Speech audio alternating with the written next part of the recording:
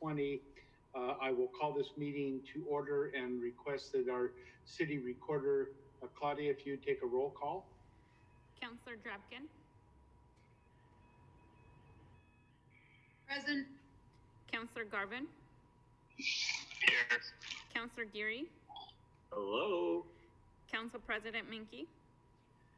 Present. Councillor Stassens and Peralta are absent this evening, and Mayor Hill. Here. Thank you, Claudia. The first thing that we're going to do this evening is that I see that Joya is on the line, and so welcome Joya Goodrum of the McMinnville Chamber. We have a proclamation to read this evening, and if you're on as many calls as I am with Joya, we know what's happening this Saturday, and that's Lemonade Day. And so I'm just going to read the proclamation, and then we'll turn some time over to Joya, and we'll talk a little bit about the entrepreneurial spirit of our youth in McMinnville. Whereas Lemonade Day is a fun, free, experimental learning program that launched in Houston, Texas in 2007 and has grown from 2,700 kids in one city to 2,000 kids in over 35 cities across America and Canada. And whereas there are 225 kids in McMinnville and surrounding communities who are learning how to be young entrepreneurs by opening and operating their own business, a lemonade stand. And whereas the community's business leaders are supporting and encouraging these young entrepreneurs to be brave and to do big things, and whereas since its inception, Lemonade Day has provided access to the experience of business ownerships to youth from all walks of life who learn lifelong business skills and principles while learning how to make money, where they are encouraged to spend a little, save a little, and share a little. And whereas the mission of Lemonade Day is to empower today's youth to become tomorrow's entrepreneurs, now therefore I, Scott A. Hill, Mayor of the City of McMinnville, do hereby proclaim Saturday, August 15th, 2020 as Lemonade Day in McMinnville, and we urge all citizens to recognize and encourage the efforts of our kids as they learn about becoming young entrepreneurs while they open and operate their own business. In witness thereof, I have herefore to set my hand and cause the official seal of the City of McMinnville to be affixed this, the 11th day of August, 2020. Signed, Scott A. Hill, Mayor of McMinnville. Joya, welcome, and why don't you tell us a little bit about the festivities and how many kids we're looking at being involved on Saturday in some aspects in a different way than we've seen before. Yes, Mayor, first of all, I just want to say thank you to you, of course, because you are such a huge supporter of this program. And on Saturday, you and I are going to go around and visit some of the stands together. And I appreciate that you always come and help us with that. It's always such a great time. And then we get to bring Lemmy with us, which is our lemon head. So yeah, you have a little bit of competition there, but it's always so much fun to have you there. And I want to thank City Council and the community too for supporting our kids. This is, such an important opportunity for our children. We have over 100 children that have registered this year. Normally we get about a little bit over 200. So because of this pandemic, it's been difficult to get kids involved, but we've given them opportunities to do online and virtual lemonade stands. If you go to lemonadeday.org/McMinnville, you can learn more about it. We have about 19 kids that have branded their stands, so we know where they're located, and we're going to go visit them. And we've handed out 235 Lemonade Day bags. And I want to thank the library too for helping us get some of those bags delivered out to one of the housing complexes out there in our community. And I look forward to seeing our kidpreneurs on Saturday. I hope that the community will go out and support them. And I look forward to next year as well as and doing this again. So thank you, Mayor. Thank you, City Council, and thank you, City and community for supporting our kids. Thank you. I appreciate it. Thank you, Joya, and then we'll get that signed copy of the proclamation over to you so you can display that for this coming year. Thank you. I so appreciate it. Have a great day. Thanks. Thank you. The next item on our agenda this evening is comments from citizens, and we invite any citizen that would like to provide comments to the council. Anyone may speak on any topic other than a matter in litigation, a quasi-judicial land use matter, or a matter scheduled for public hearing at some future date. Comments will be limited to 3 minutes per person for a total of 30 minutes if it takes that long. If you'd wish to speak, and if you are on Zoom, use the raise hand function and our city recorder will recognize you.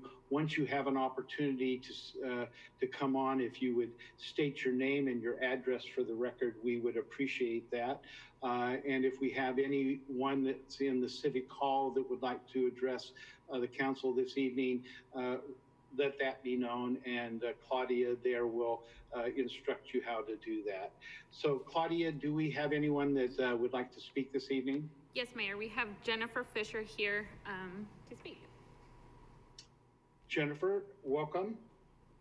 Hi, thank you.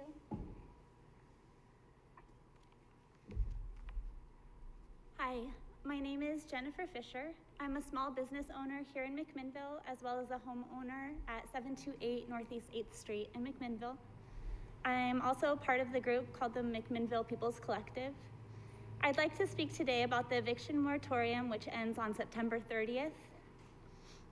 Although it's impossible to predict how many renters in McMinnville will be unable to pay their rent on October 1st due to COVID-19 job losses, I have to say that we indeed can expect houselessness to increase, and perhaps significantly. I would like to ask City Council, what measures do you have in place so that our neighbors, many of them elderly or with children, some of them possibly suffering from COVID-19, aren't thrown out of their homes during a pandemic? Our city has not been kind to our houseless community. Our current camping ban doesn't even allow people to sleep on our streets. Where do we expect people to go if we allow evictions to take place? I believe it's our moral obligation to ensure that everyone has a safe home in McMinnville, especially during a pandemic. So as you grapple with this issue, I'd like to leave you with some thoughts. What if, instead of criminalizing houselessness and paying our law enforcement to police, arrest, and fine our homeless neighbors, we are proactive and defund the police and allocate funds into safe housing instead? What if we took all of the funds that we saved by not having Alien Days and Turkey Rama and other public events this year and put that money towards housing initiatives? And what else can we do? How else can we provide assistance? The thing is, eviction bans provide temporary relief, but in the end, they only postpone the problem. Housing advocates agree that rental assistance payments are the only way to ensure that people can stay safely in their homes during a pandemic. I urge you, please let's make a plan. Thank you. Thank you, Jennifer.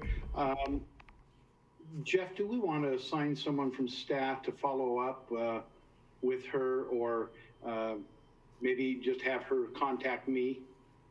Yes, Ms. Fisher, can you make sure that Claudia has your contact information? We'll do a follow-up. Thank you. Yes, thank you. Mr. Mayor, I can also address when it's time in my council report a little bit. Okay, thank you, Remy. Do we have others that would like to speak this evening? Claudia?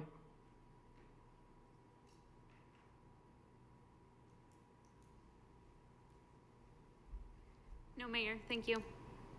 Okay, thank you for that opportunity. This evening, next on our agenda is a report from councilors on committee and board assignments. And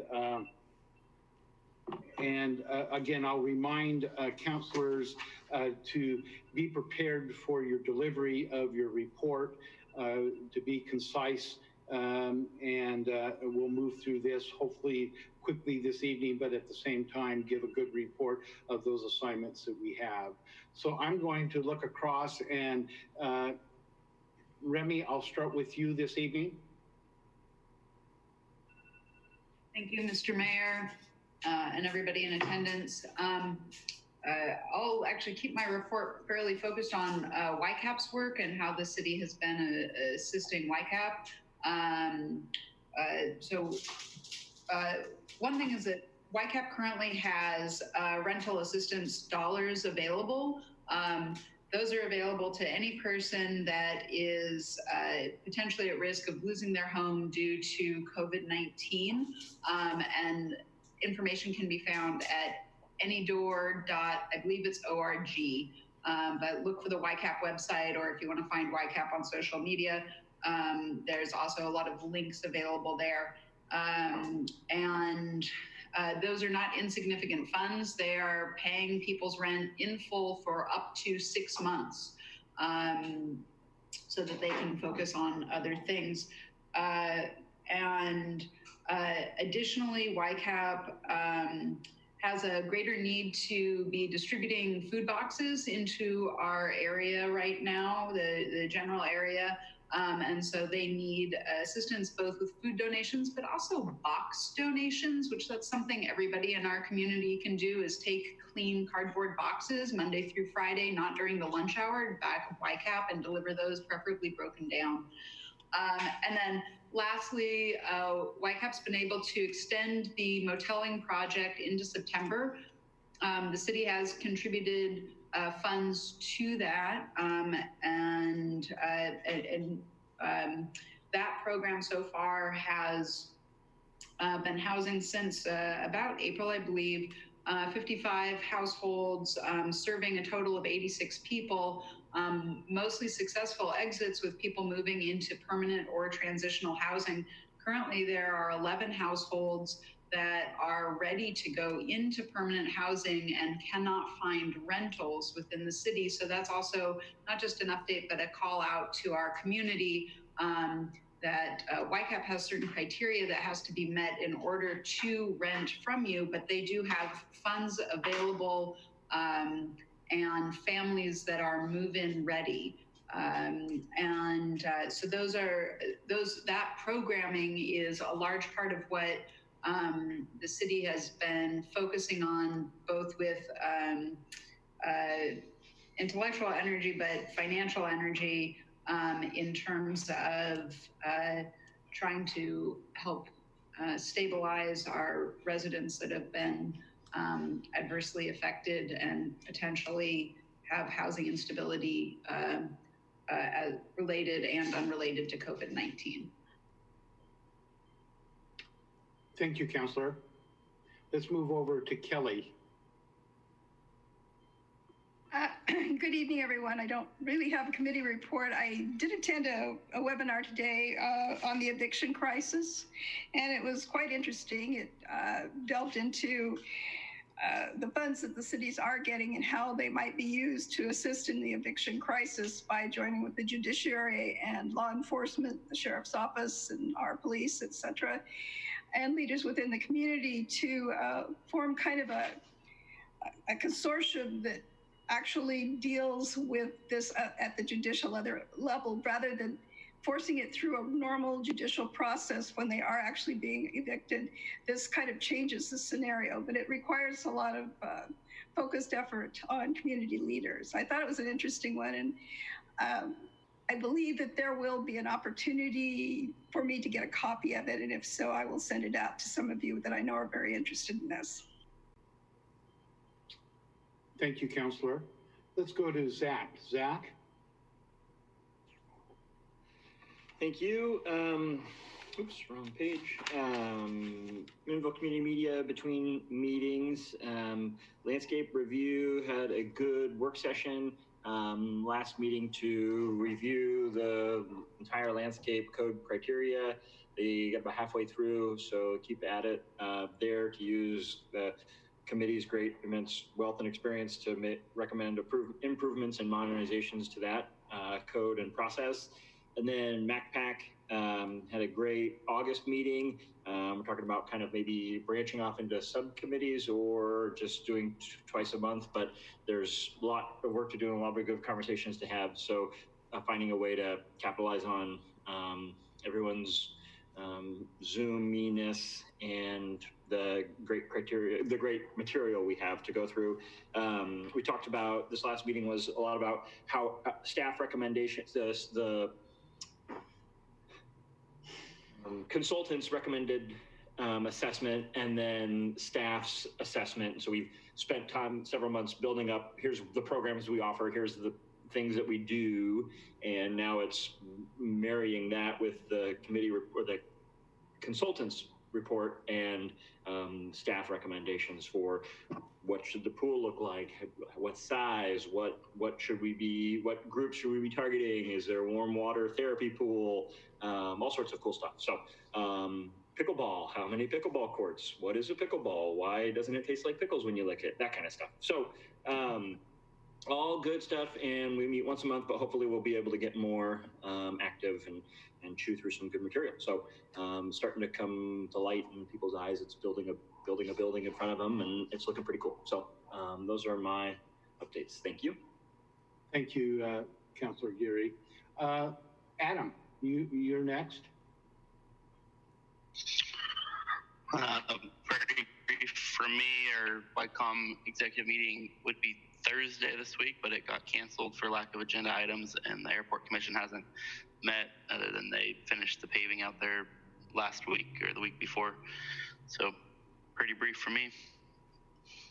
Thank you.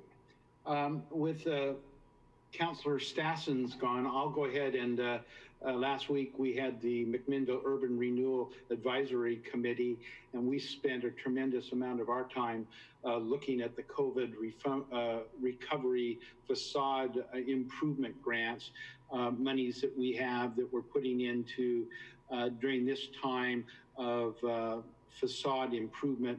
And we had 10 applicants, and we went through the criteria and initially kind of got a sense of those things that we felt would fit the criteria to give dollars to.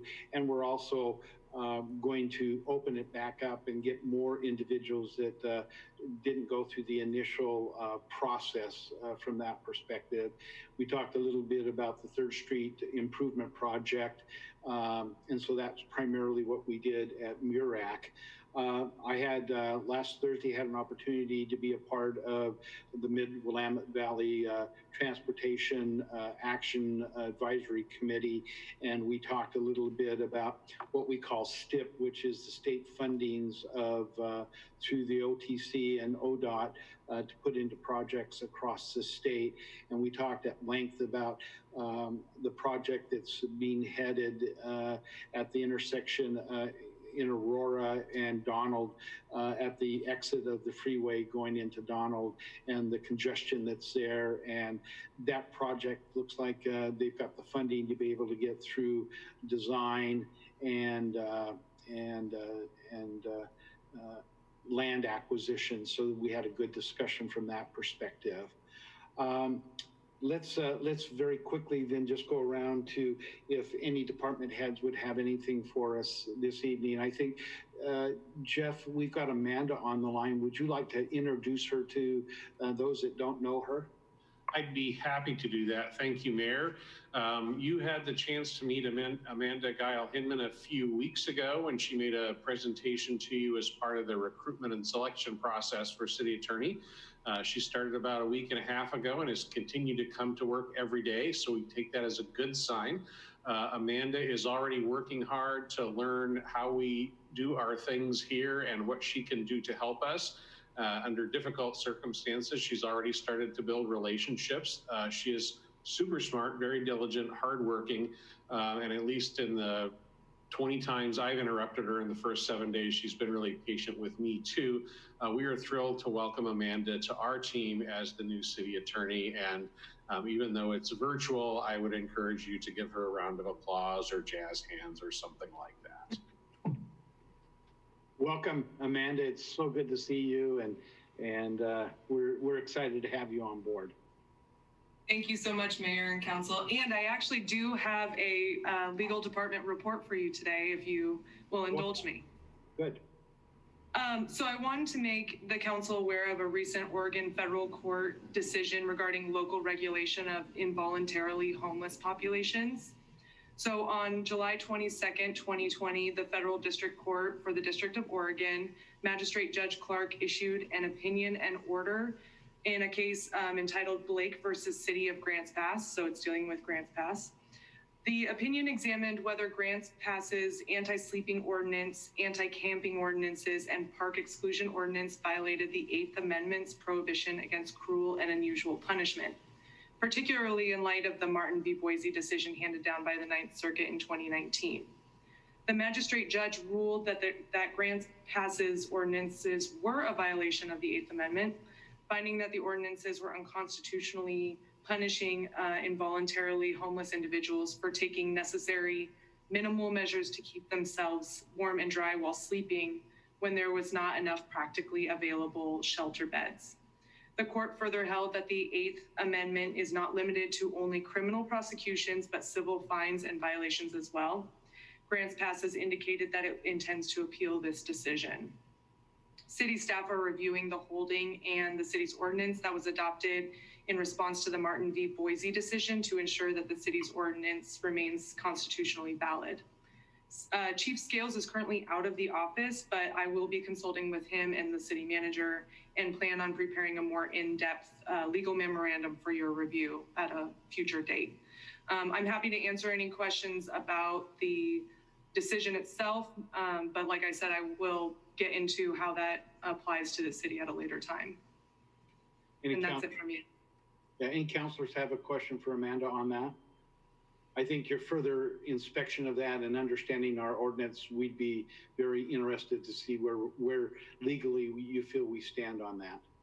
Definitely. I wouldn't mind receiving a copy of Blake v. City of Grants Pass of the decision, please.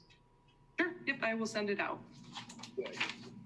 Okay, let's go across. I have Susan next. Susan, welcome. Hi, Mayor and Council. Susan Muir, your Parks and Rec Director.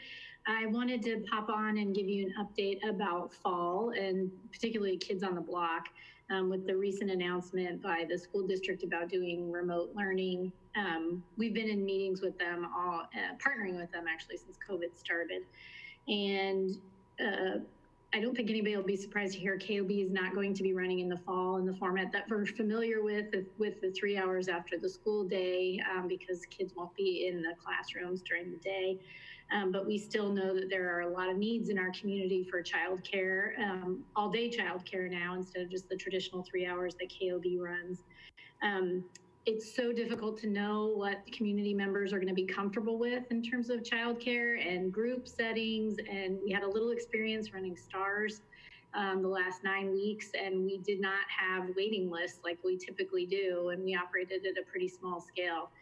We're not getting calls about Kids on the Block. I think I've gotten 3 over the last several months, and normally we would have waiting lists of over 100 people by this time. So definitely people, the COVID situation is impacting families in McMinnville.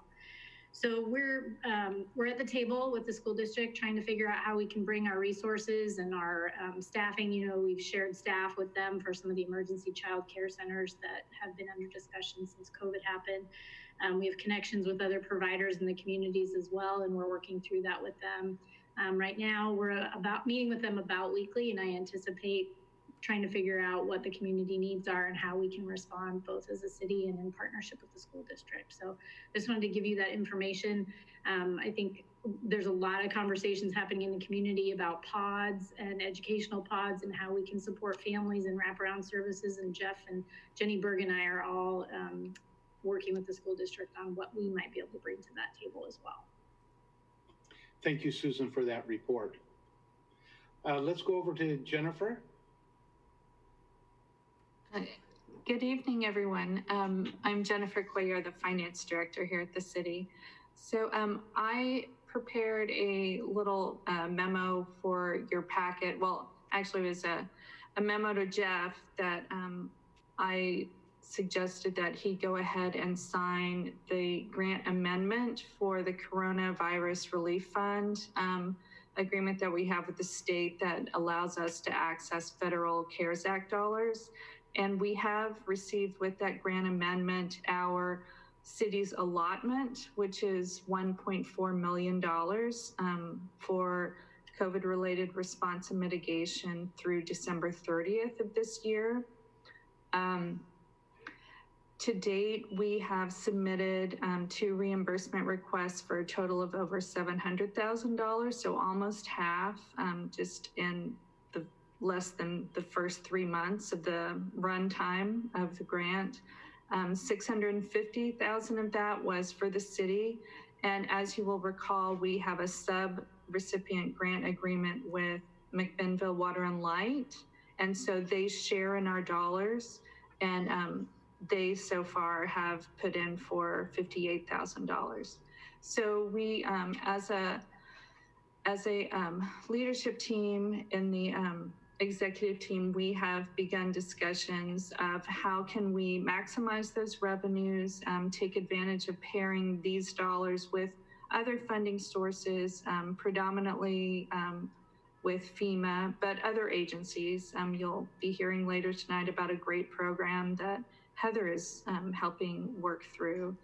So we are working diligently to make the very best use of these very important dollars for our community. And so just wanted to make sure you all were aware of where we are in terms of that funding source specifically.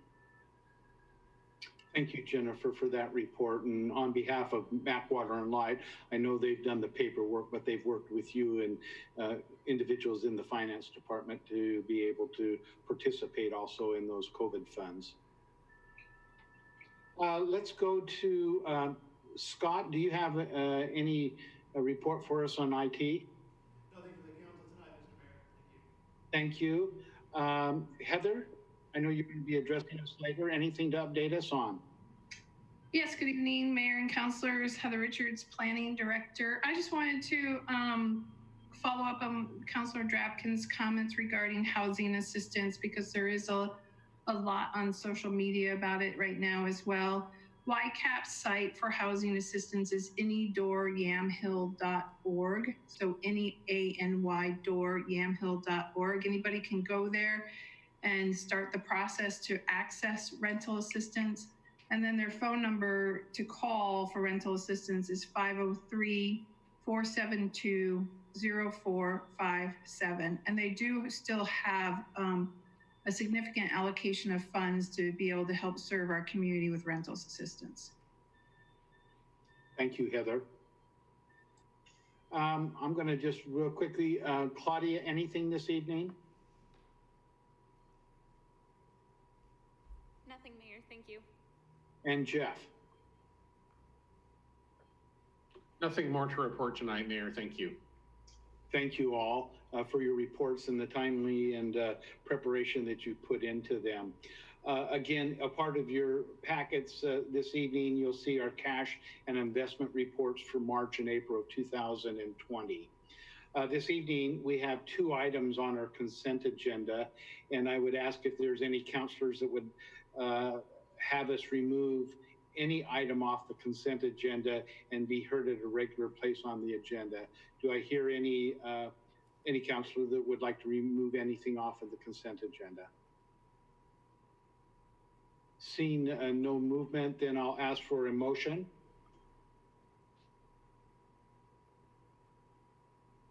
So moved. And a second? It's been moved by Zach and seconded by Remy. All in favor of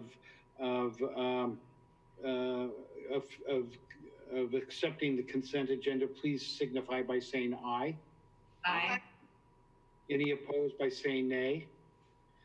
The consent agenda this evening passes unanimously 4-0. That'll take us to our resolutions this evening. Our first resolution is Resolution 2020-47, and it's a resolution amending the Planning Department fee schedule, adding grading and excavation plan review and permit fees and house relocation permit fees. And so I'll call on our Planning Director, Heather Richards, to present. Heather? Yes, hi, Mayor and Councilor. So this resolution adds fees to the Planning Department fee schedule based on the code amendments that you adopted at your last meeting. The house relocation fees are not new. We just took them out of the code and we put them into the fee schedule, and they are representing what we're calculating as about 55% of full cost recovery, which is similar to our Planning Department policy right now. So it's a recommended permit application of $500 and then a $5,000 refundable deposit for house relocation. And that had been previously in the code. The grading, plan review, and grading permit fees are new. They're based on adopting the Appendix J of the International Building Codes. These are not fees that we'll be instituting for every development project, and I wanted to make sure that that's well known. They're not. This is for when there's particularly when someone comes in who wants to do a grading project outside of the norm. So right now, anything that doesn't impact another neighboring property owner is a normal course of business in our codes. If you come in though and you're going to take away what we call the toe of the slope of a hill, which could impact everyone further up the hill from you, that's an additional plan review, and that's where this process would come into play. Or if you're going to come in and we recently had this, and it happened in a neighborhood where someone brought in several hundred yards of dirt for their backyard when they were sitting on a hill because they wanted to elevate their backyard and make it a flat surface, which then impacts the properties around it. So what this does is it allows the building team to review plans for those types of efforts and then do inspections on them. The fees are actually fairly nominal. It's just to make sure that we have that program in place. And they're not actually full cost recovery. I talked to Stuart and he felt he wanted to introduce them at a lower level. And you'd indicated that we're looking at approximately a 55% recovery rate for the house relocation fee, because for the permit application, because we put that into our planning program, so that's where the planning policy is right now. The grading, plan review, and permit fees, that's part of our building program, which is at 100% full cost recovery. We haven't done the analysis for that to see if it is 100%. Stuart did a comparison scenario with other communities, and it took a more conservative approach to it in terms of that scenario. We will update those when we update our full cost recovery study. Okay. Any questions for Heather from council? We'll go up with Remy first and then Zach second. Go ahead, Remy. First question would be, when does this go in, when do they go into effect? So the resolution goes into effect immediately, so the fees will go into effect immediately, but the ordinance itself does not go into effect until the end of August. So we won't have that excavation chapter of the international codes adopted yet. Okay, and then my second question is, are there currently any applications or anything in process where there might be an unexpected change for an applicant? No, I don't believe so. We currently have a subdivision. So our biggest concern for slopes right now is the West Hills and the soils there. And our current land use decisions out on the West Hills already have a condition of approval in them that require a geotech engineering report, and then this sort of grading review if required. Zach? Thank you. So forgive me if I missed or I'm not connecting appropriately the last thing we passed in this, but does this mean that they'll need a permit be secured for grading? If your project impacts an adjacent property owner. So if you're bringing in a significant amount of yards of dirt that then raises your elevations above your property owners by a significant amount, you could impact them, then yes. If you're taking the toe out of a slope, then yes. So yes, is a permit required, and this is what you pay and what you pay to get it? Yes. What's the, I don't know how to ask, what's the criteria that you weigh, A, if it's needed, and B, if it holds up? I mean, you're getting into geotechnical science, and one person's going to look at something and go, "Oh, it's fine," and the other person's going to say, "You're destroying my house." I mean, what is their measurable required criteria? Yeah, so that appendix, if you recall, that appendix that we adopted as part of the Chapter 15 code amendments, we adopted Appendix J of the international codes. That's a appendix on grading, so it has performance metrics in it as to when this should be engaged, and then it's the building official's authority as to whether he feels it needs to be engaged. Commonly, what types of documentation will be needed to get through the building official? Well, I'm assuming when a building permit, usually we're in conversation with most people who are coming in for permits on more difficult projects. So that conversation will probably have already taken place before they even submit their construction documents. And if they do submit a construction document and need a grading plan that meets the conditions of the code of the appendix, they'll know that through that pre-applicant review. However, if we haven't talked to them and it comes in over the counter, the building official could go back to the applicant and say, "I need you to provide a grading and elevation plan per Appendix J of the International Code based on what you're doing." That's one approach. The other approach, if I'm a property owner and I've decided that I live on a slope and I'd like my backyard to be flat and not sloped, and so I bring in hundreds of yards of dirt into my backyard to raise it. And I haven't gone through a permitting process. My home's already built, right? And I didn't anticipate I would need to go through that. And we get a call from a neighboring property owner very concerned about that. We would then be able to go out and talk to that property owner and say, you need to go through this grading permit and plan review process, put a stop on the work until we were able to get that done. Sounds good. Does that answer your question? Any other questions for Heather? Hearing none, then I will go ahead and ask for a motion to approve Resolution 2020-47. So moved. Second. It has been moved by Remy and seconded by Kelly. All in favor of approving Resolution 2020-47, please signify by saying aye. Aye. Aye. Aye. Those opposed signify by saying nay.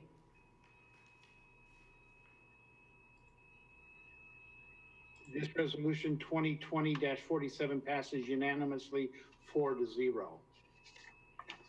That takes us to our next resolution this evening, a resolution adopting a supplemental budget for fiscal year 2020-2021, making supplemental appropriations and authorizing the city manager to sign a contract with Business Oregon to accept grant funds. And so I'll call on Heather, our planning director, to present. I just want to state for the record that I did email out an attachment for this agenda item, and it will be entered into the record tomorrow. And if I'm not mistaken, Claudia, that is the COVID-19 Emergency Business Assistance Program Forgivable Loan Contract, 14 pages long, and that was sent out this afternoon. That is correct, Mayor. Thank you. Okay. Yeah, so good evening, Mayor and Councilors. I'm gonna share this presentation with Jennifer. I'll start and sort of talk a bit about the program, and then Jennifer can talk about the mechanics of the budget supplemental. And then after we talk you through that, there is a public hearing required for this consideration of this resolution. So you would need to go into a public hearing process. I'm gonna actually have a presentation, so I wanna share my screen with you. Okay.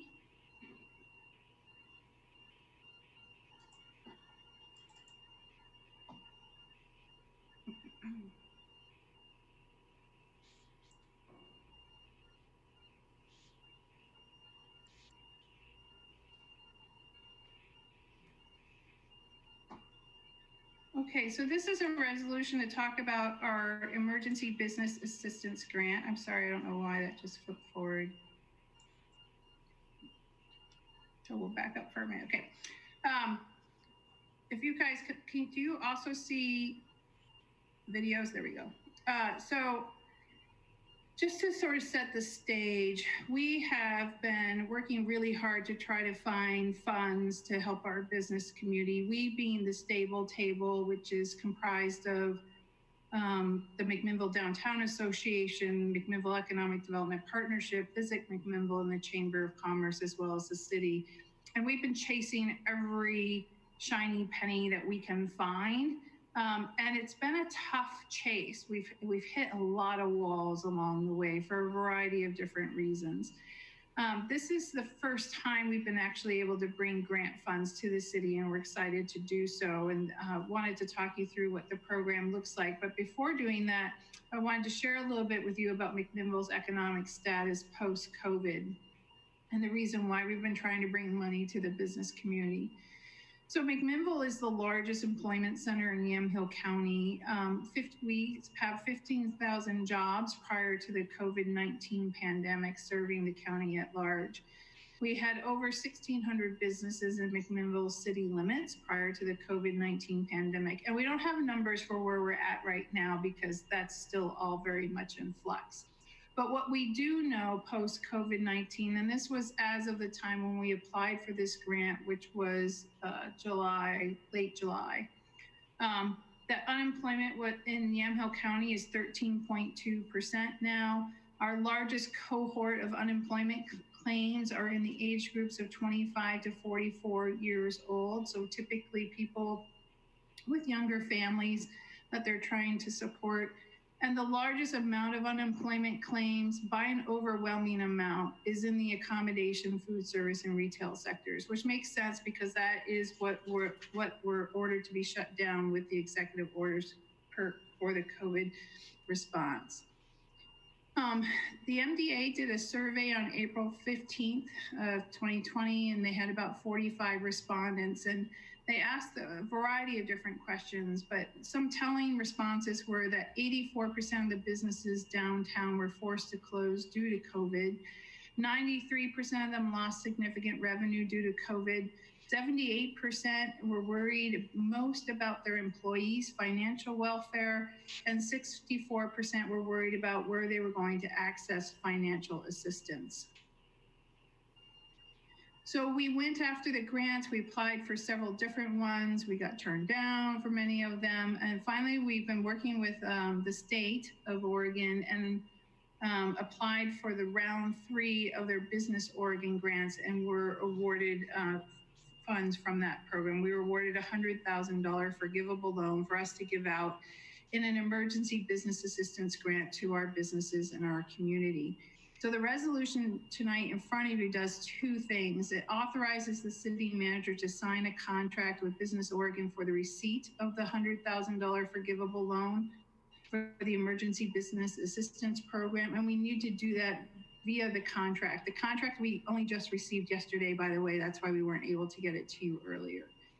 It also approves a fiscal year 2020-21 supplemental budget for the Special Assessment Fund, which authorizes the receipt and expenditure of these funds for the Emergency Business Assistance Grant Program. Because as I walk you through this, you're going to learn that we have a really, really quick turnaround and deadline to get these funds into the city and out to our businesses.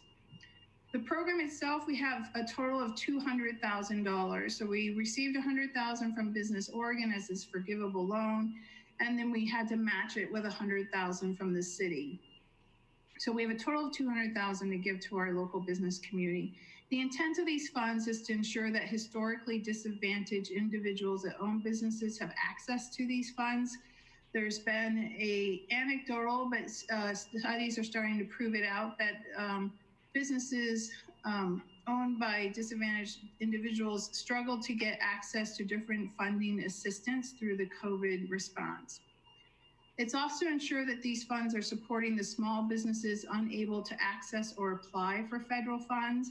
It's to ensure that the funds are reaching every corner of Oregon, and we're taking that to mean every corner of McMinnville as well. And it's to ensure that these funds are keeping businesses operational. The qualifying criteria for businesses to access these funds as grants is that they need to be a for-profit or a 501c3 nonprofit corporation who were prohibited from operation based on Executive Order 20-12. So that was the order that shut down restaurants, retail, accommodations, service businesses, things like that.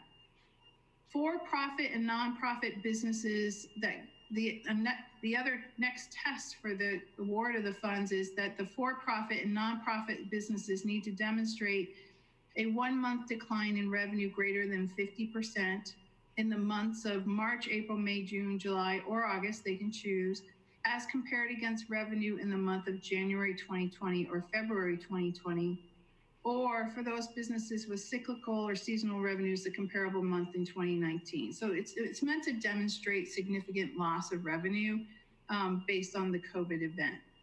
And then the last test and threshold is that it's for businesses with 25 or fewer employees. And a majority of businesses in McMinnville are smaller than 25 employees. There's a laundry list of ineligible businesses. I won't go through all this, but basically it's the businesses that are ineligible are ones that aren't compliant with federal, state, and local taxes and regulation laws. There's also a clause that businesses that are not headquartered and don't have their principal operations in Oregon are not eligible for these funds either. So the funds are distributed through a formula, and this is provided by the state of Oregon as part of their program. And it's based on number of employees. So there's a general amount associated with the number of employees.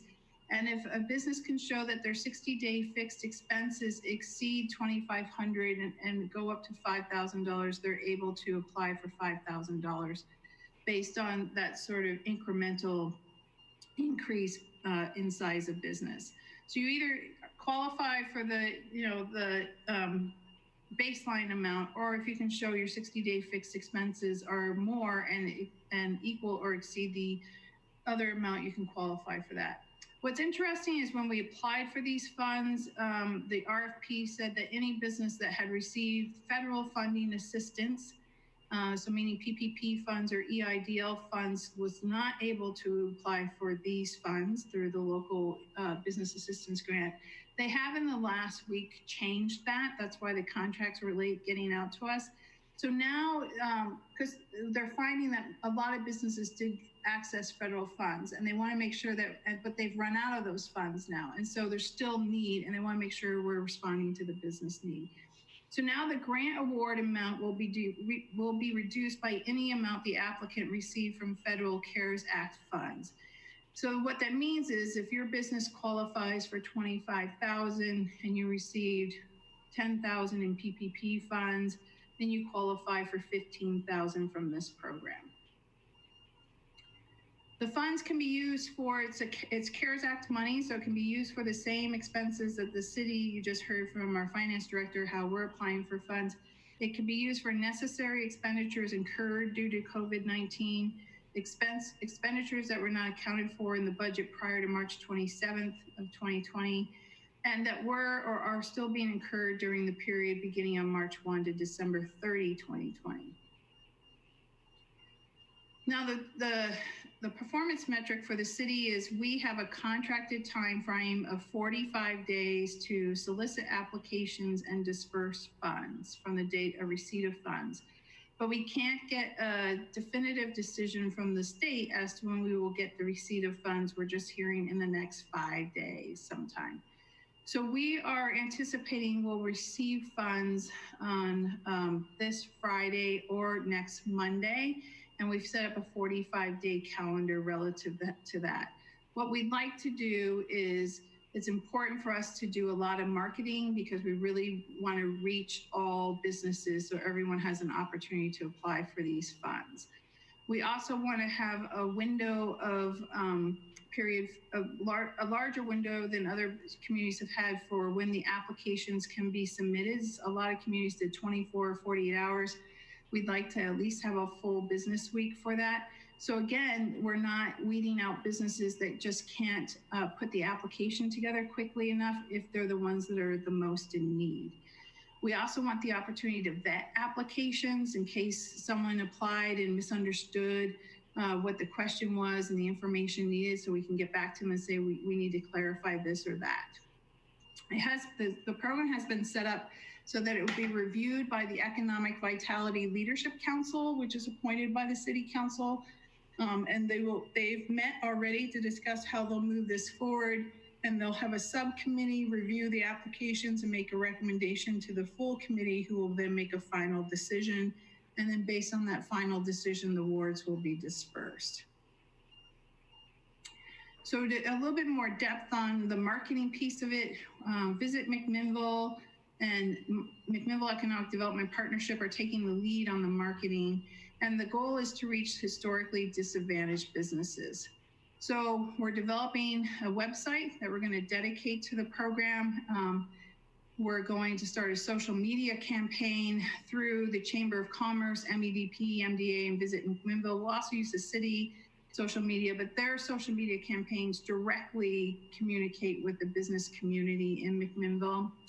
We're going to develop a press release and send that out in the next couple of days. We're going to get all the information and distribute it through the Latino Advisory Committee, through their various organizations, and then we're going to do a direct mailing to businesses. We'll accept applications from August 31 to September 4th. That's a full week. They can be submitted electronically to a dedicated email. We've already set that up, called macbusinessassistance@mcminnvilleoregon.gov. They can be dropped off at the Community Development Center at 231 Northeast 5th Street. We have a box outside the door that they can drop them in, and they can be mailed to Mac Business Assistance, City of McMinnville. The Planning Department has dedicated a staff person to manage this program for us during the next 4 weeks, so that we can make sure we can respond in a timely manner and answer people's questions, and also put the materials together for the committee to review in an expeditious manner.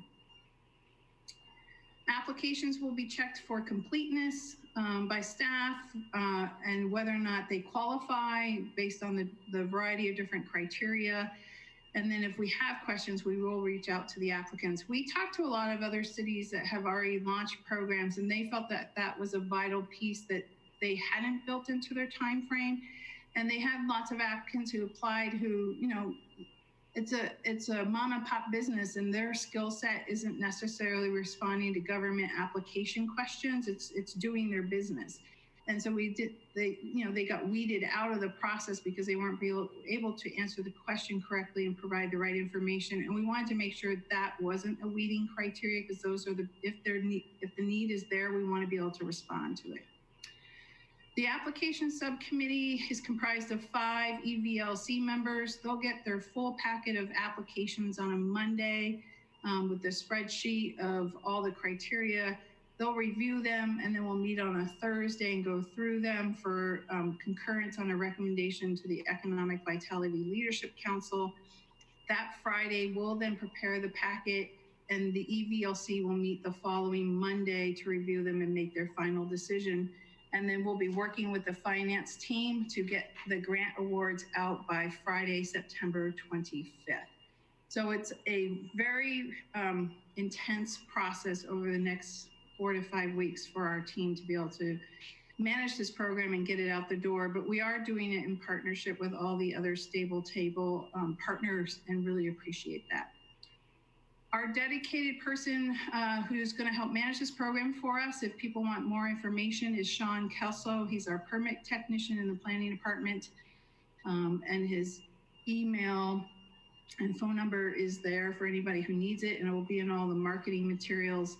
Our website that we're going to develop for it will be called macbusinessassistance.com, and people will be able to find all information on there as well. So in terms of next steps, you need to review the budget supplemental requirements with the finance director. That's in the resolution. Host a public hearing tonight, and then consider resolution 2020-50.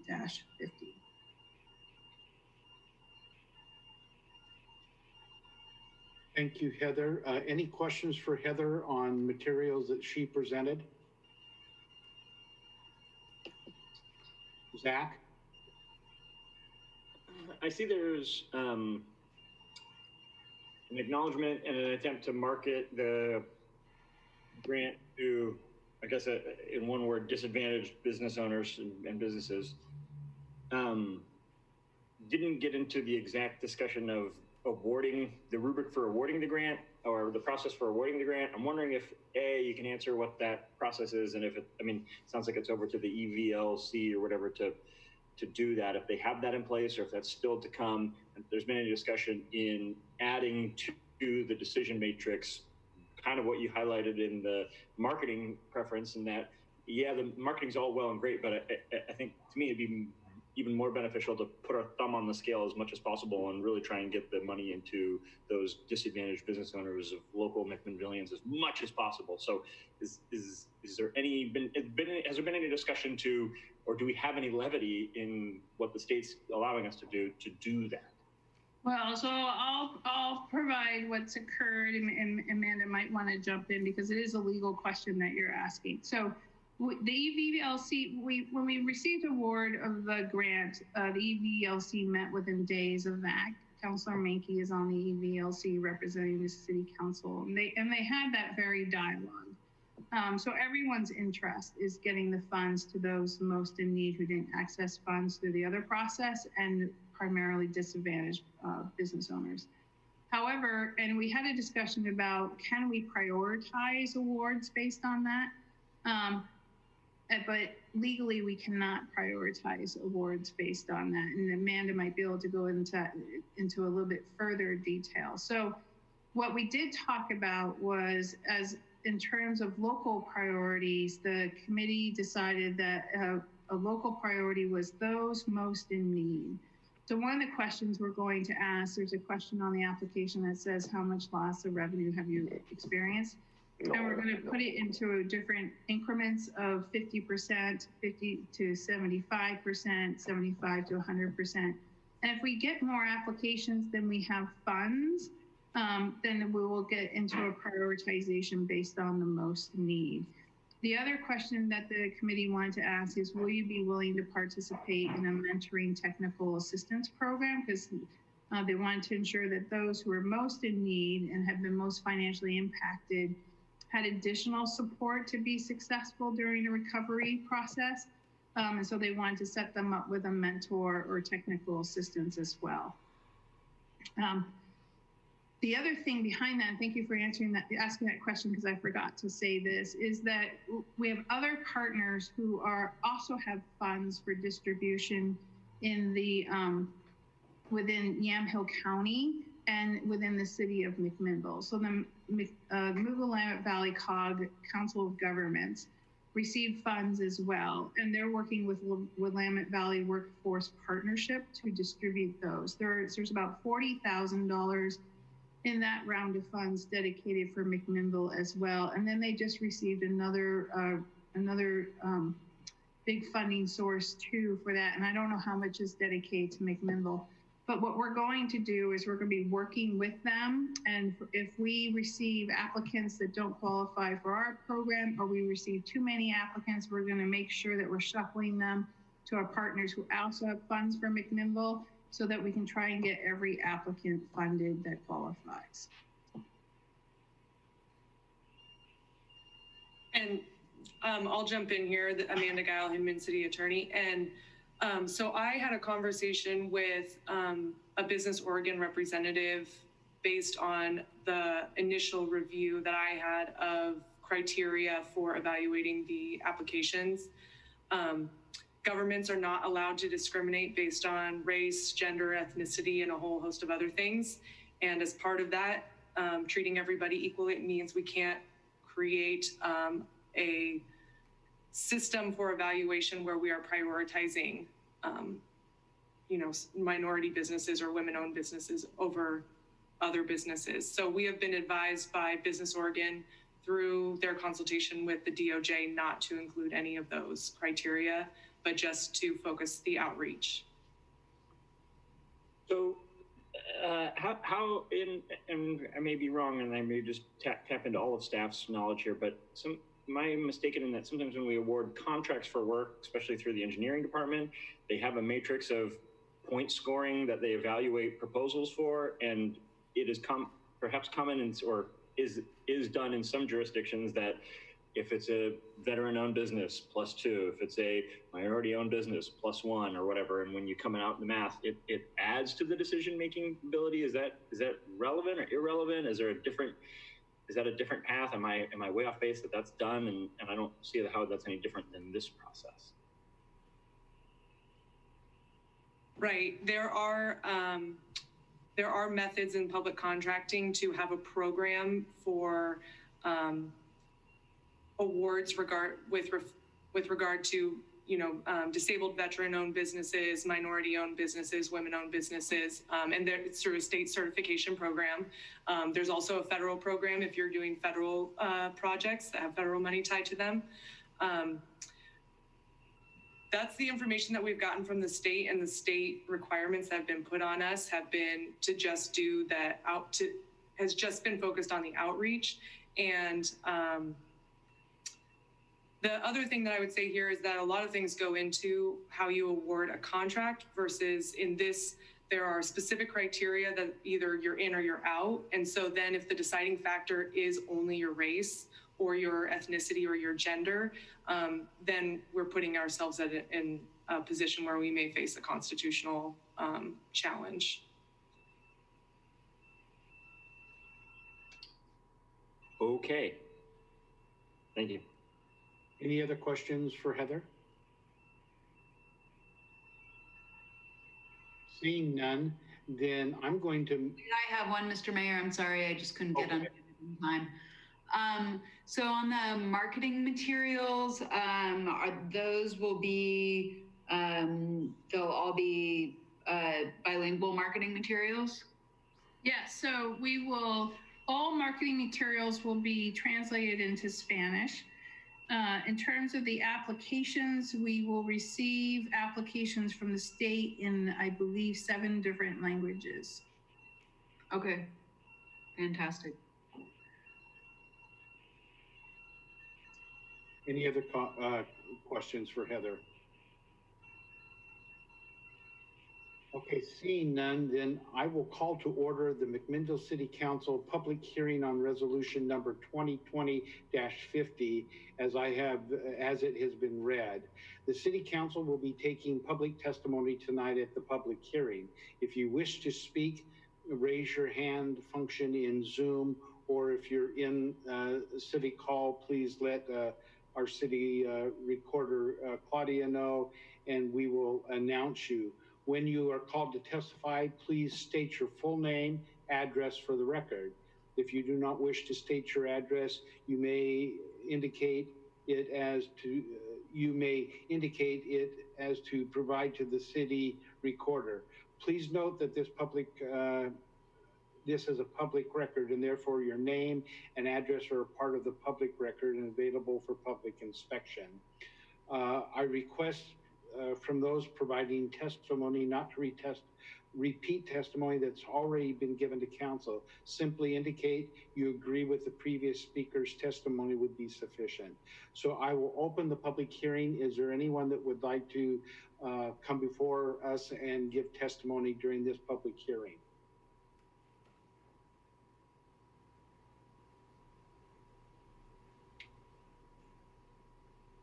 I'll check with Claudia. Anyone there that has indicated, Claudia? No one. Oh, can you mute me? No one, Mayor. Okay. Then I will end the all citizens testimony, and this public hearing is now closed. Now I'll go back to the council and just see if you have any questions or discussions. I can let you know that although I'm not a member of the Economic Vitality Committee, I was in attendance, and there was strong, good, thorough discussion among that group, and they're taking this very seriously and committing their time and efforts to do a thorough job on this. So any questions for Heather? Seeing none, then I will ask for a motion to approve resolution 2020-50. I so move. Again. It's been moved by Kelly and seconded by Zach. All in favor, please signify by saying aye. Aye. Aye. Any opposed, please signify by saying nay. Resolution 2020-50 passes unanimously 4-0. That takes us to our ordinances this evening. And so our first ordinance is ordinance 5095. And does any counselor object to having this ordinance read by title only? Seeing none, then I will have the city attorney please read ordinance 5095 into the record. Thank you, Mayor. This is the first reading of ordinance number 1595, an ordinance amending an existing planned development overlay district to add multiple family residential as an allowed use, amend existing building height limitations, and amend the master plan for the planned development overlay district. Okay, I will call on Planning Director Heather Richards to present. Heather?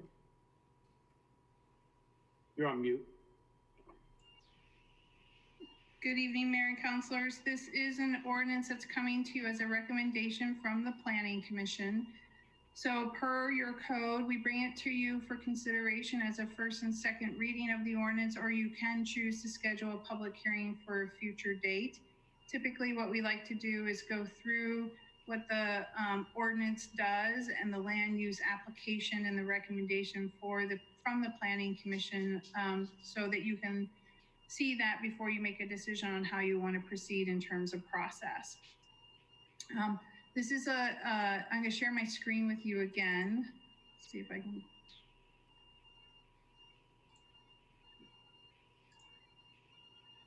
Okay. So this is Plan Development Amendment Ordinance number 5095, and it's for Plan Development Amendment 1-20. It amends ordinance number 4667, and it adds multifamily as an allowed use and amends certain conditions of approval. The applicant for this land use application is the Housing Authority of Yamhill County. This is a potential affordable housing project, and the site is 235 Southeast Norton Lane. Just to put the site in perspective for you, it's this piece of property here that's just west of Comfort Inn and Suites and the medical office facility here. This property that's south of it is a property that recently went through a similar process where multifamily was added as an allowed use to this property as well, and this will move forward as a multifamily development. The subject site is approximately 7 acres. The Housing Authority has it under contract and is working through their due diligence right now to see if the use would be allowed there. It is a zoned commercial C3 commercial property. The C3 zone does allow multifamily as an outright use. However, back in 1998, this property had a planned development that was approved for it, which then set up an overlay district, which had particular uses that it allowed. And multifamily was not one of them at that time. The history of McMinnville is it seems like most larger projects did come in as a planned development, and an ordinance was established which had a master plan and very specific criteria in the ordinance as to how that project would move forward based on the master plan. And then as time evolves and the master plan changes, we typically are coming in and amending that plan development overlay. So that is the case with this property. It started with an ordinance in 1998, which is the original ordinance 4667. And then that was amended in 2006. It was amended again in 2007 and again in 2011. And I'll walk you through what those amendments are because it leads into the ordinance this evening. The first ordinance in 1998 created this master plan here that you see. So it called for medical offices all along here with an internal parking lot. And this was a future development area. The site itself, as you can see from the aerial, is here. So it has been developed. We have the diner right here. This is Comfort Inn and Suites. This is the medical office area. And then this is the vacant site. In 1998, the original ordinance zoned the site as a C3 plan development. It placed development conditions and limitations on the use of the site, and the master plan at that time was for a 1-story office park with this future development area carved out right here. Then in 2006, Ordinance 4851 amended that. And what that did is it allowed a building, the original ordinance had a limitation on the building height of 35 feet because these were all meant to be one-story office development. In 2006, the ordinance amended Ordinance 4667 to allow a building up to 45 feet, but that only applied to this parcel here, which ended up being the hotel parcel. And that also, at the same time, was going through, this whole site was going through a partition process to create a hotel parcel and then this little parcel over here, which eventually became the diner. In 2007 and 2011, two more ordinances were passed. One allowed the development of the diner, so this piece right here, which became a little parcel during the partition in 2006. And those ordinances only applied to that development.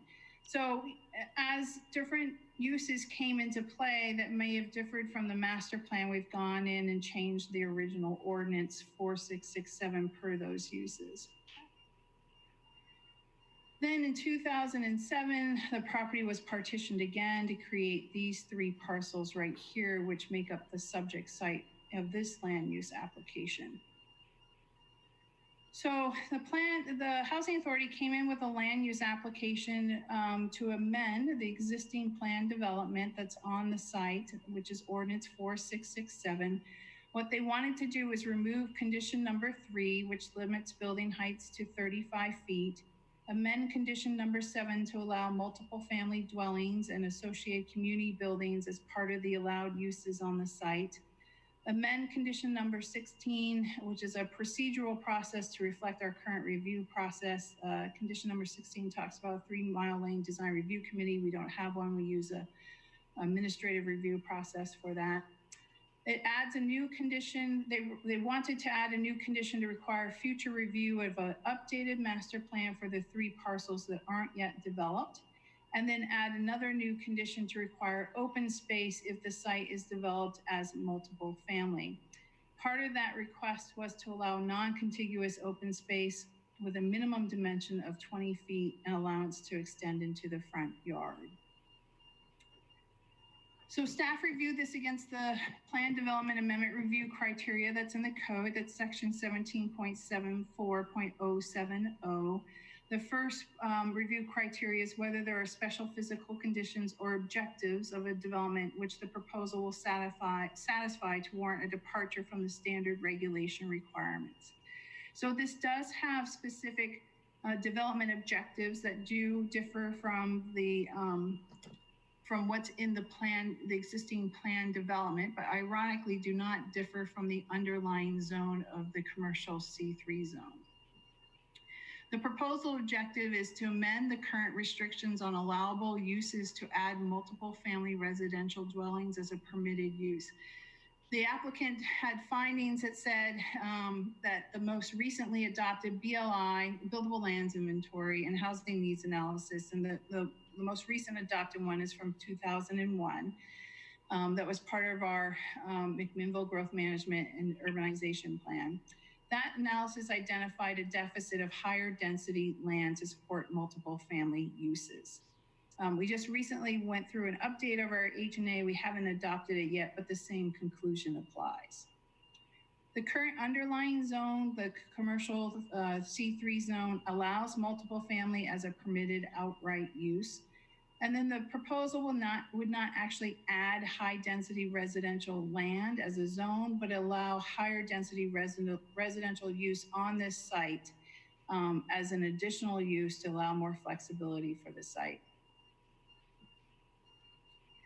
So this request from the plan development, from the land use applicant, staff concurred with, and we added it as a condition of approval number 7 in ordinance number 5095. So we brought the concurrence to the Planning Commission, and they agreed with it and recommended it forward to you.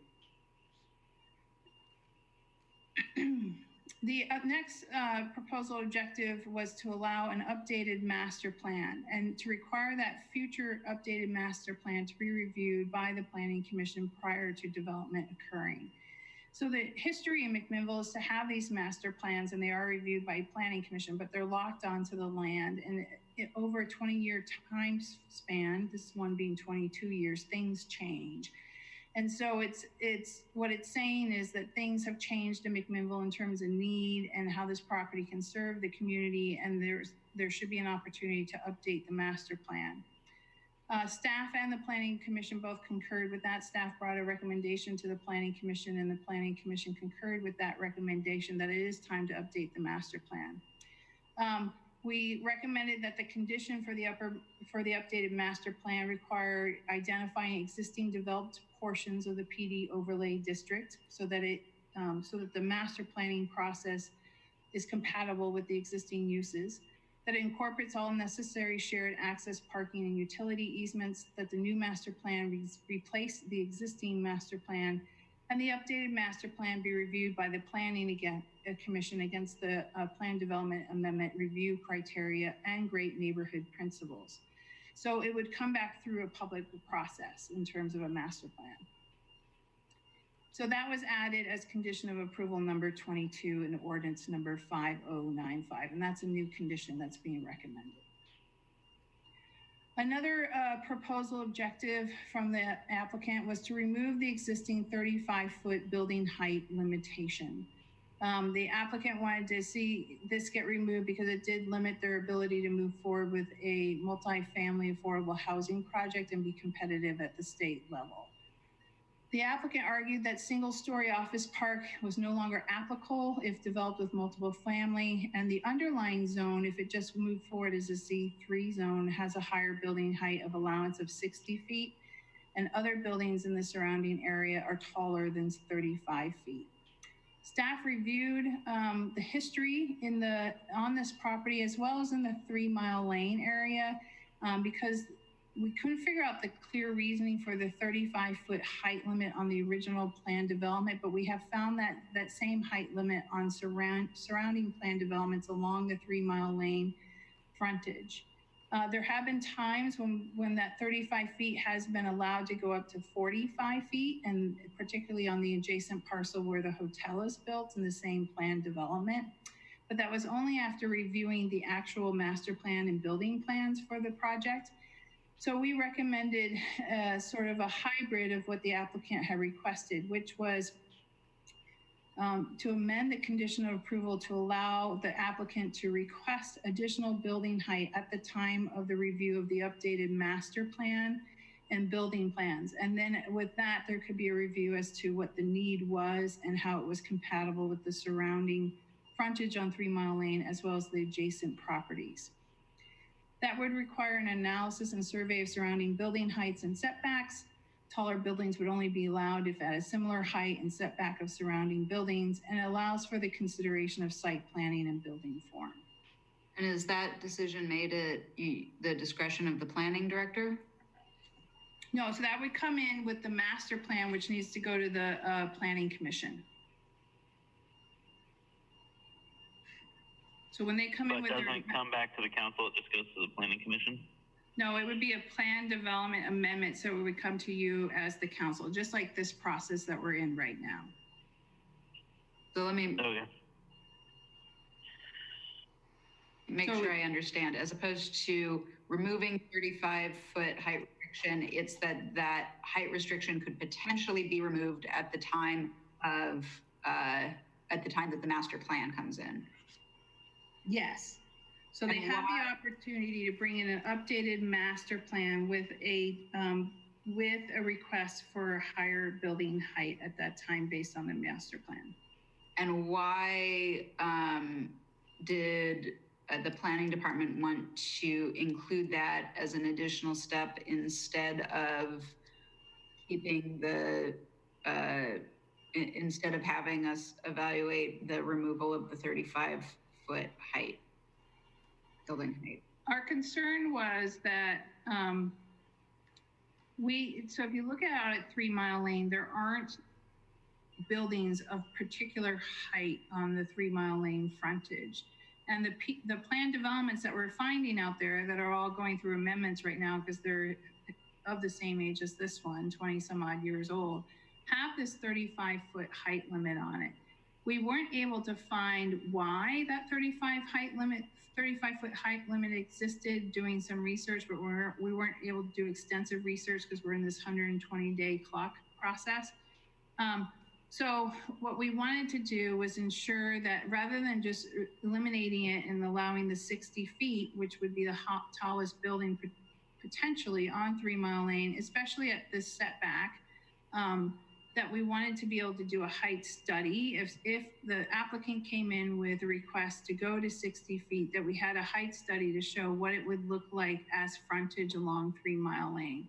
Because if there was a deliberate intent by the community back in the 90s that the frontage along 3 Mile Lane had sort of a low line effect, we wanted to make sure that we were honoring that in some regard, because that's how the built environment's been built out there. And how do 35 feet and 60 feet more or less translate into stories? So 35 feet is your maximum height in a single family residential zone. And typically we say it's 2.5 to 3 stories for a home. For apartments, I bet it's probably a 3-story woody walk-up apartment could fit with flat roof and no roof line projections at 35 feet. Most come in at about 40 feet. However, if they need to go to 4 stories, they can't go to 4 stories with a 35-foot height limit. And in terms of other development on 3 Mile Lane, and what's jumping to my mind in terms of height, of course, is the water park and Evergreen Aviation. What types of heights do we see on that, on those buildings that are? Yes, so we don't have the water park with the jet on it, the total height on that. And we wanted to be able to do that study and also see how far back it's set back. If it's set back further than what these buildings would be set back. These buildings are also close to the interchange area too. So we just felt we didn't have time to do the appropriate study and research after getting the land use application in with this request to be able to get it through our process in 120 days, where we felt confident we could come to decision makers and say, we understand why the 35 feet was in place in all these planned developments. We feel that removing it for this one will not be contrary to what that intent was. So by putting it into a condition of approval where when they come back with their master plan, they can then show what the buildings will look like. We'll be able to do studies in terms of how they impact neighboring properties and the vista from Highway 18. We'll have more time to look at that. The applicant just didn't want to be held to the 35 feet. Okay, and I have one more question. Actually, it's for Councilor Gary. I think it depends. Were you with Cellar Ridge at the time of the when they made the plans for the original plans for the Aspire development? Yes. Yeah, I think that was towards the tail end, but yeah, I remember Matt did a lot of conversations with Matt Davey in the office about the design of that. Do you happen to remember the height of that original? I know that's a far-reaching question, but doesn't hurt to ask. The height of the original design, not of what's ultimately been built out there. But like over multiple houses, what was kind of the average height of those? What are those at? Is that what you're asking? Yeah, there was a very specific plan that Cellar Ridge developed for Habitat for Humanity that never was used, but they were very tall structures from my memory, and I was just wondering if you happen to recall the height. Well, I think there may be 2 things going at it. Well, one thing going at it. There were none of them were over 2 stories tall if you're measuring by stories, so they're all 2 stories. I think, and as typical to Matt Davey design, it was well more in the modern. And as a cost saving, it was kind of 1 shed roof, 1 pitch. So there's no gables or nothing crazy going on, but it added to some of the steepness or sharpness of the buildings. That might be why it's jumping out is they had pretty stark looking roofs. They might have been up in the 26, 27 foot to that peak tallest point. that is off the hip memory and based on previous experience building Matt's homes with similar 2-story shed roofs to that high end. Additionally, as an energy saving measure, Matt often would do longer, more pronounced soffits and overhangs as far as his design, so that projected that roof a little bit farther out, which gets you up to that 26, 27 is my guess, that as a max there. So okay. Thank you. Thanks for the time on that. I'm just trying to put it into my brain space. Yeah, and to give you some comparison of built on the ground height, the Baker Creek apartments that are being built out right now at Baker Creek and Hill Road, those are coming in just under 40 feet. We did a variance for them. They originally had a limitation on their plan development amendment of 35 feet, and we had to go through a variance process for that. And then the Evans project is coming in higher than 40 feet. And what are the stories of each of those projects you wrote? Those are 3. Those are both 3-story woody walk-ups, I believe. I think as long as you could get 3 stories out of it, you know, I obviously we want to put in a fair amount of housing there because this is workforce housing and low-income housing.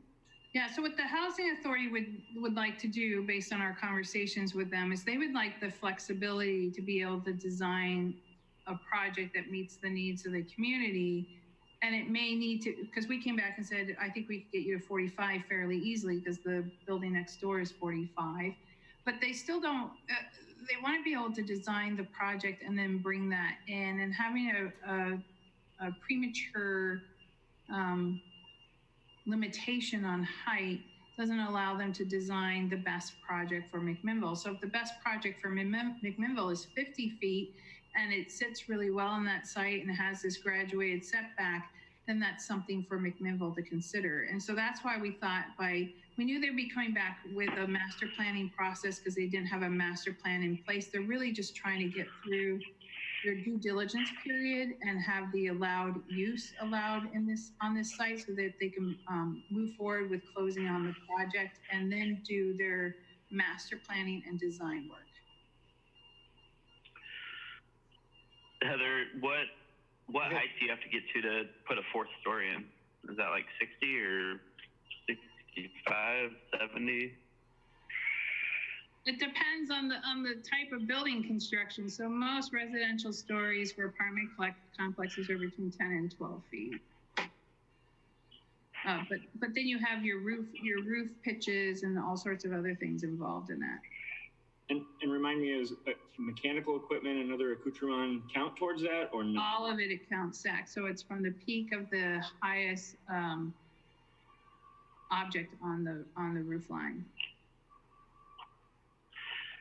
Well, as you know, I'm not one for real tall buildings, but I think if there's a spot to do it, that's a spot that it could set back far enough and not look that bad. So I really appreciate you giving us the opportunity to review it further with additional information down the road when that master plan comes through. So good job. Yeah. And well, and especially with the hospital across the road, that has mass to it and height to it.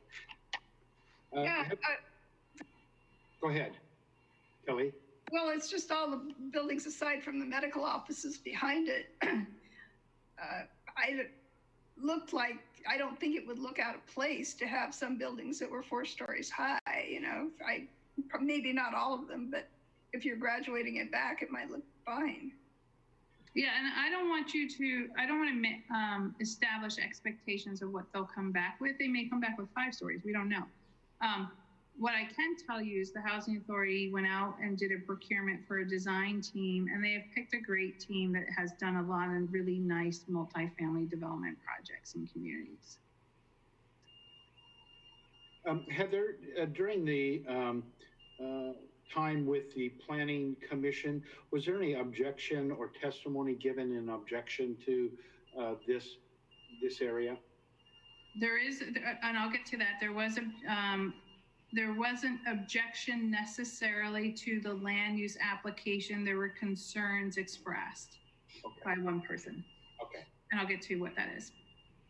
But it didn't have to do with the height. Okay. We'll let you go ahead and finish your presentation. So the second test under the review criteria for plan development amendment is, will the resulting development will not be inconsistent with the comprehensive plan objectives of the area. And so we go through the process of looking at our comp plan objectives and the zoning ordinance. And so, as you know, in housing and residential development, we have goals about promoting affordable quality housing for all residents, and to promote residential development patterns that are land intensive and energy efficient. So we do look for density. We also look for multifamily high density residential development. We are looking for proximity to amenities, one of them being transit. And there is a fixed route right now with the Yamhill County Transit Authority that stops right at the hospital there. And then also across the street at the college. So we felt that that was a great opportunity for this type of development.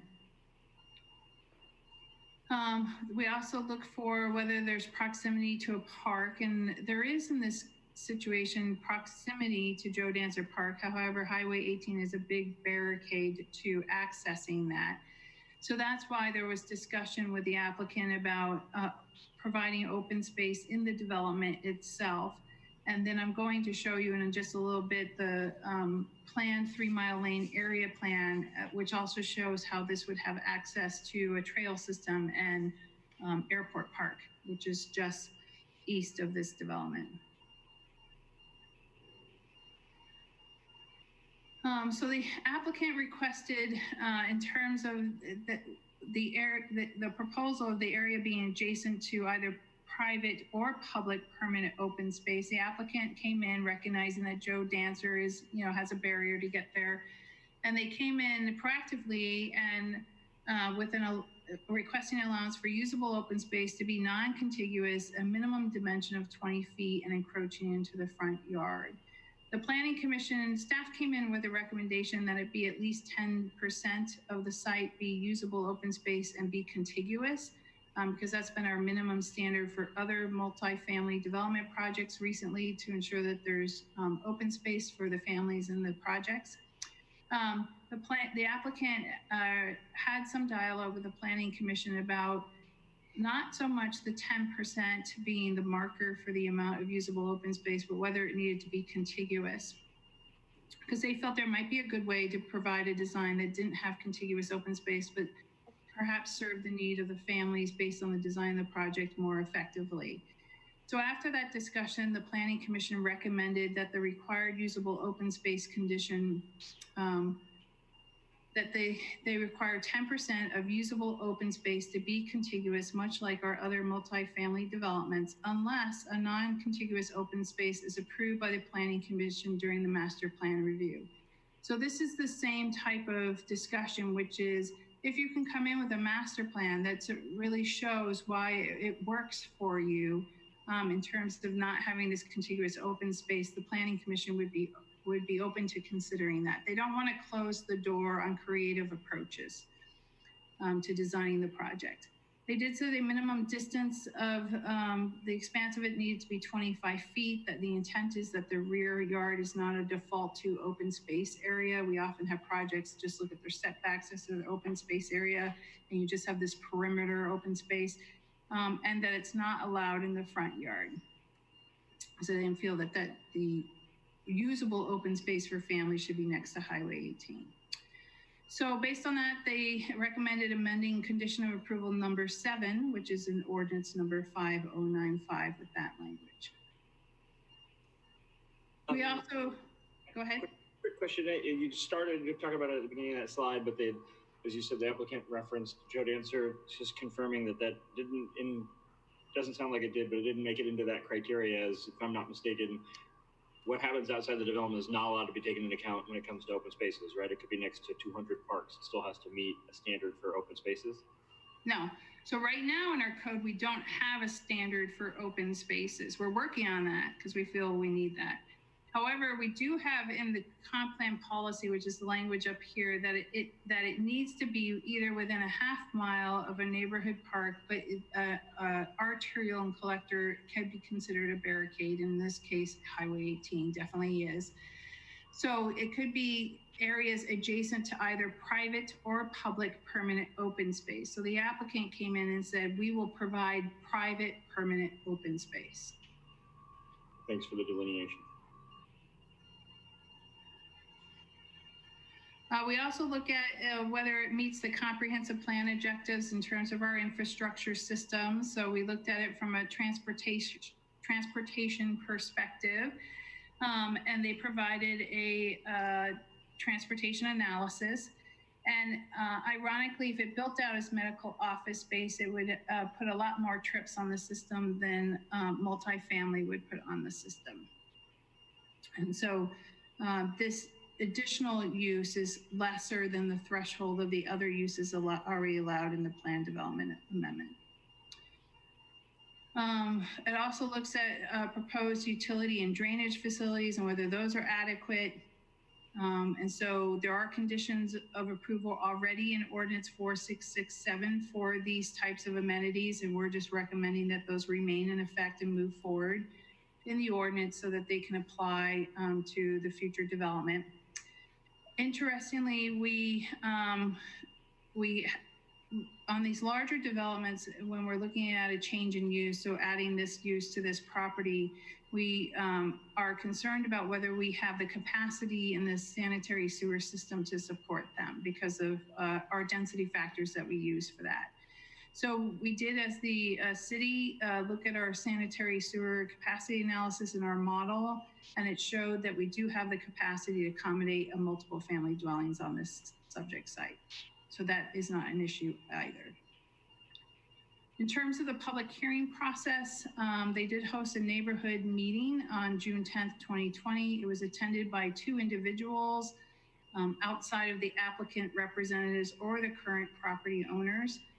Then they had a public hearing at the Planning Commission on July 16th, 2020. We didn't receive any written testimony prior to the hearing, and we had 1 item of testimony that was in support of the request. So they didn't testify against it, but they were concerned about the location and whether it was ideal for housing, recognizing that, this was Mark Davis, it's in the minutes, recognizing the city has a need for affordable housing, but concerned about the location and whether this is the best location for it, but we're kind of backed into a corner with this. However, I did want to show to you what is being discussed for the 3 Mile Lane area plan and what's coming out of that process, particular to this area itself. So just to orient you, this is Airport Park right here. These little dotted lines are meant to be walkable trail systems or sidewalk systems of connectivity. This will be a commercial development right here. So there's access to commercial amenities and then professional office space here. And then with that said, there's been a discussion about creating this little residential neighborhood enclave over here, meeting the great neighborhood principles.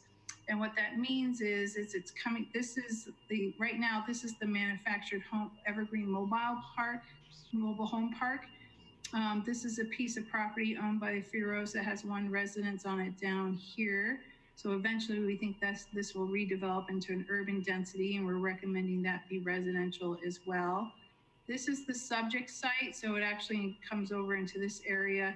And then this is the site just south of it that's already been approved for multifamily. So we think there's an opportunity to create this multiple family residential neighborhood over in here with a neighborhood park and then a trail system all along the edge that connects us with the hospital's exercise path here and their open space that they have behind there, and it comes along and connects over into the airport park.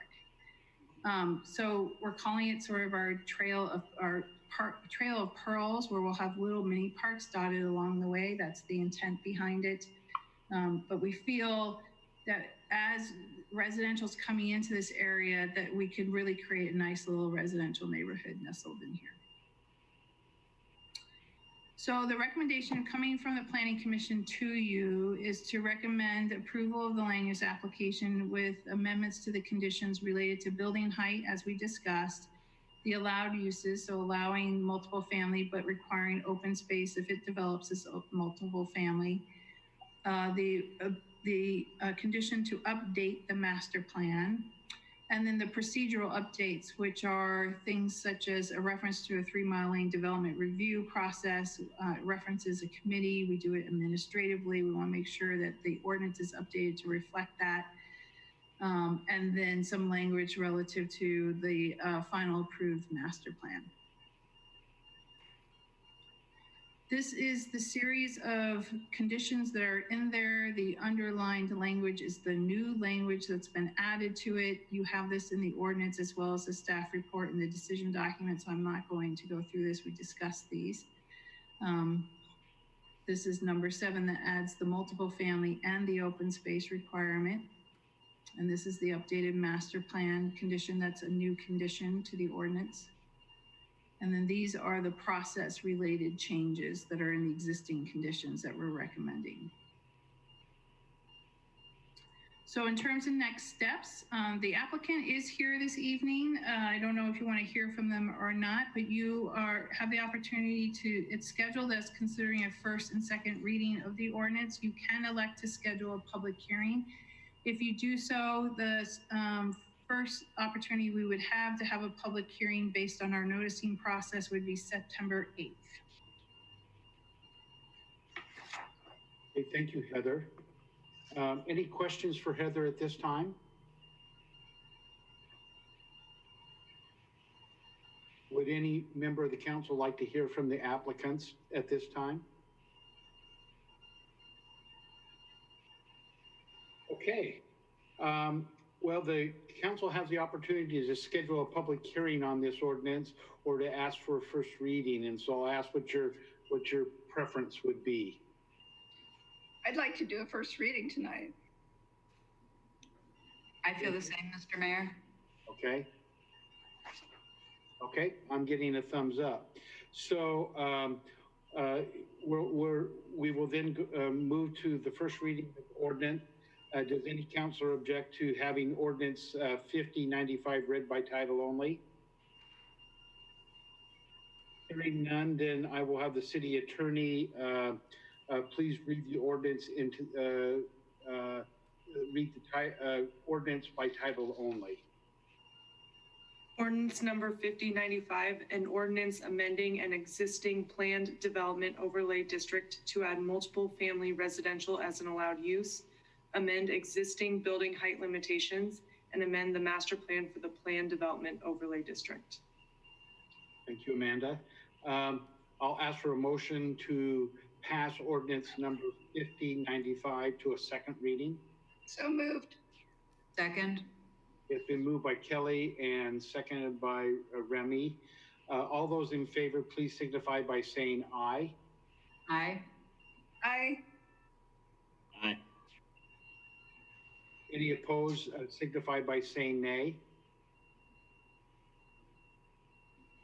The motion passes unanimously. Ordinance number 5095. Now I will ask the city attorney to read the ordinance again by title only. Thank you, Mayor. This is the second reading of ordinance number 5095, an ordinance amending an existing planned development overlay district to add multiple family residential as an allowable use, amend existing building height limitations, and amend the master plan for the planned development overlay district. Thank you, Amanda. I'll ask for a motion to adopt ordinance number 5095. So moved. Second. Second. It's been moved by Remy and seconded by Kelly. All in favor, please. Well, I'll ask the city recorder to cancel. Councillor Drapkin. Aye. Councillor Garvin. Aye. Councillor Geary. Aye. And Council President Minke. Aye. Ordinance number 5095 is adopted by a vote of 4 in favor and 0 in opposition to this motion.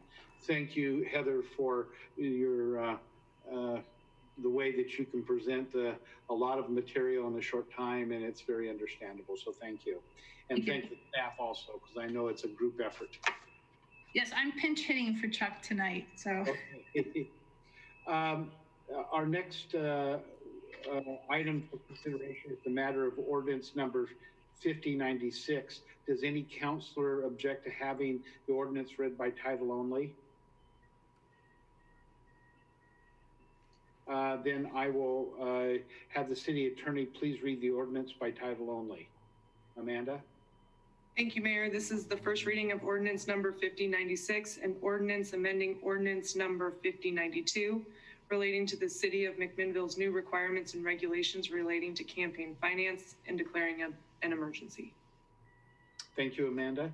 I'll turn this over to our finance director, Jennifer, to present. Yes, good evening, everyone. When you all put into place in April Ordinance 5092, which is the campaign finance regulations that went into effect, as I was putting together the how we're going to implement the process for fielding complaints and do make sure that we were carrying out the new ordinance's rules accurately, it became clear that there was a small difference between what we had passed in McMinnville compared to what was on the books for Portland, largely the model for the work. And that was the fact that there wasn't any, in the Portland ordinance, there was the auditor was allowed to give out warnings. But in our ordinance, there was a minimum fine, civil fine required. So I wanted to put before you the possibility of allowing us in the city of McMinnville to also waive the requirement that there be a minimum civil fine associated with any violations that are found. So what this amendment to the ordinance does is it changes three words, I believe, in Chapter 210, Title 2.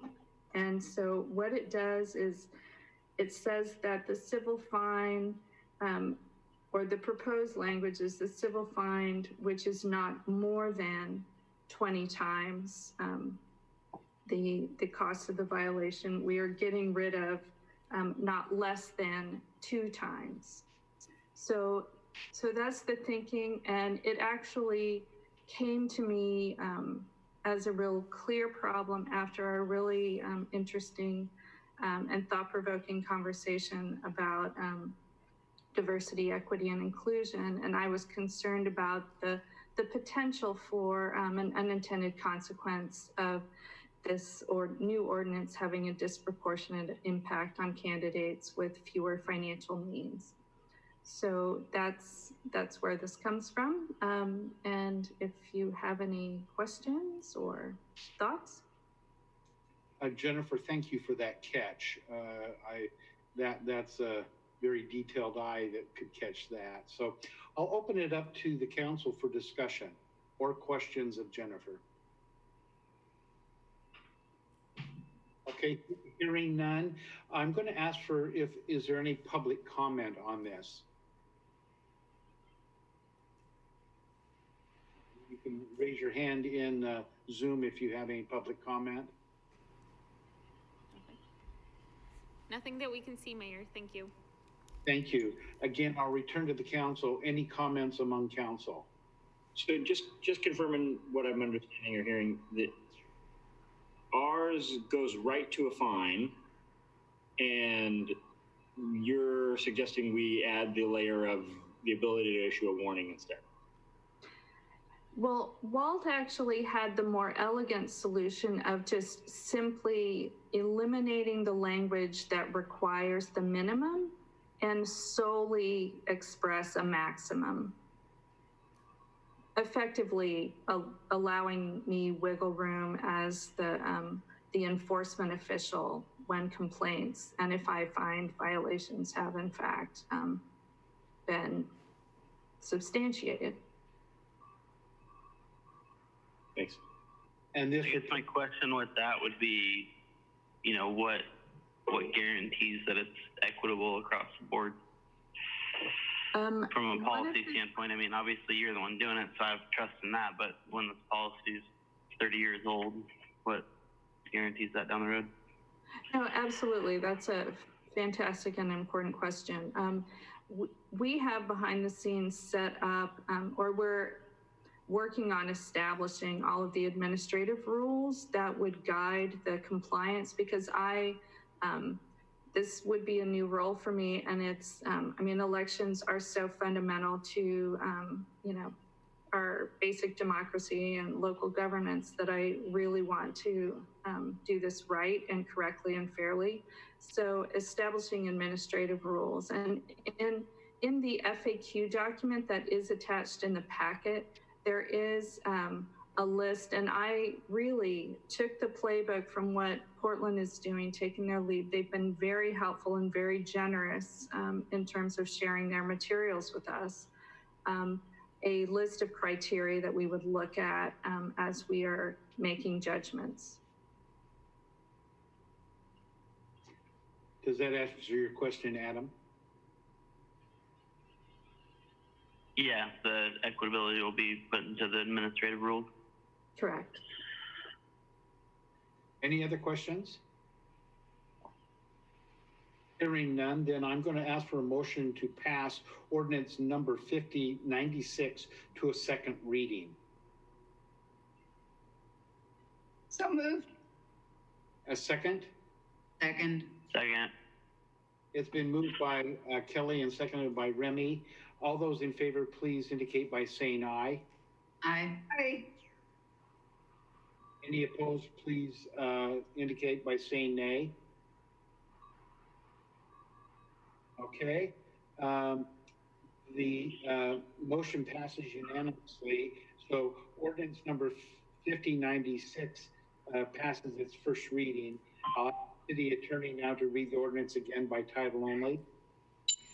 Thank you, Mayor. This is the second reading of ordinance number 5096 and ordinance amending ordinance number 5092 relating to the City of McMinnville's new requirements and regulations relating to campaign finance and declaring an emergency. Thank you, Amanda. I'll ask for a motion to adopt ordinance number 5096. So moved. Second. Been moved by Remy and seconded by Kelly. I'll ask the city recorder to poll the council. Councillor Drapkin? Aye. Councillor Garvin? Aye. Councillor Geary? Nay. And Council President Menke. Aye. After our roll call, ordinance number 5096 is adopted by a vote of 3 in favor and 1 in opposition to the motion. That takes care of our business this evening. Thank you for your time and have a good evening. Stay safe, wear your mask, wash your hands, and keep public distancing in mind in all that you do. And Jeff's showing us the way. There we go. Thanks, everyone.